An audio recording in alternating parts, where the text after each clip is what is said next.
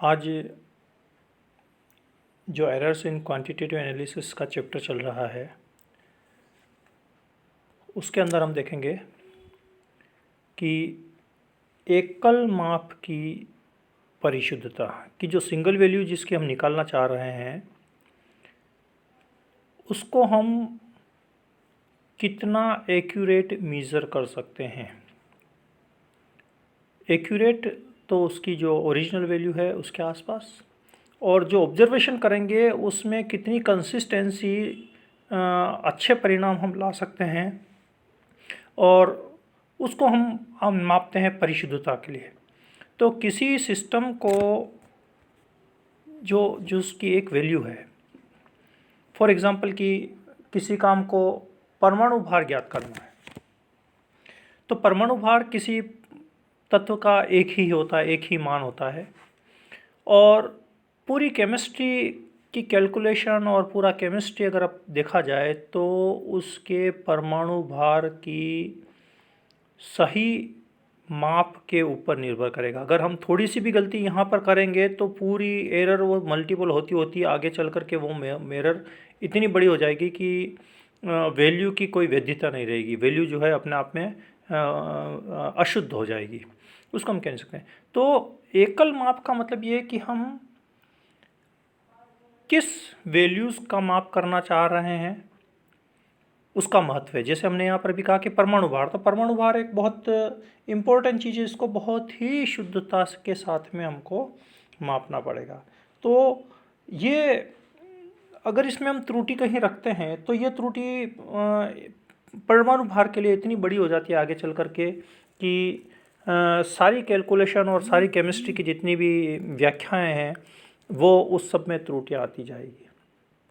तो ऐसी वैल्यूज़ के लिए हमको परिशुद्धता बहुत ज़्यादा रखनी पड़ेगी। मीन्स वैल्यू ज़्यादा से ज़्यादा हम अच्छी तरह से उसका आकलन करके विश्लेषण करके जो उसकी वैल्यूज़ आएगी उसको हम जितना नज़दीक से नज़दीक ला सकें वो उसके ऊपर निर्भर करेगा, और ये परिशुद्धता एक्यूरेसी के नज़दीक भी होनी चाहिए। तो यहाँ पर चूँकि एरर तो आएगी ही, तो उनको मापने का जो परिशुद्धता है, इनका मापने का जो सही तरीका है वो ये है कि वह सिस्टम में जो विचलन है वो विचलन के परिप्रेक्ष्य में रिलेटिवली मापे जाते हैं। कितना वो रिप्रोड्यूस कर सकता है किसी वैल्यूज़ को।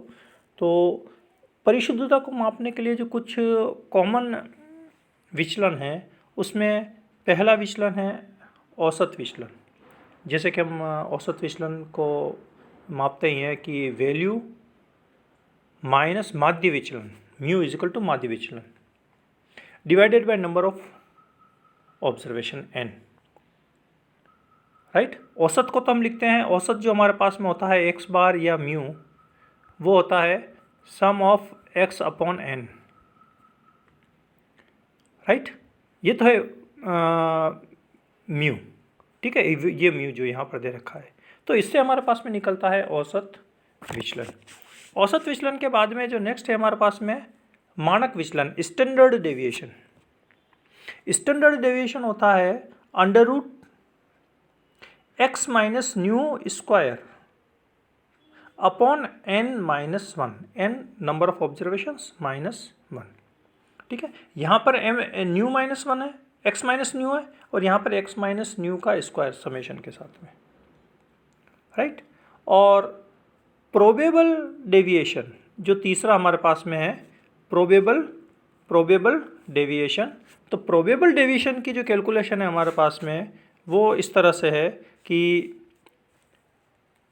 ईटा कह सकते हैं हम इसको, is equal to summation x minus mu का स्क्वायर अंडर रूट के अंदर डिवाइडेड बाई n। यहाँ पर n माइनस 1 है और यहाँ पर है हमारे पास में केवल n। ये हमारे तीन विचलन हमारे पास में आते हैं। इन तीनों के आधार पर हमारे पास में अगली कैलकुलेशन ये है एकल माप की परिशुद्धता। एकल माप की परिशुद्धता इज इक्वल टू सापेक्ष माध्य विचलन जो हमने ऊपर से निकाला,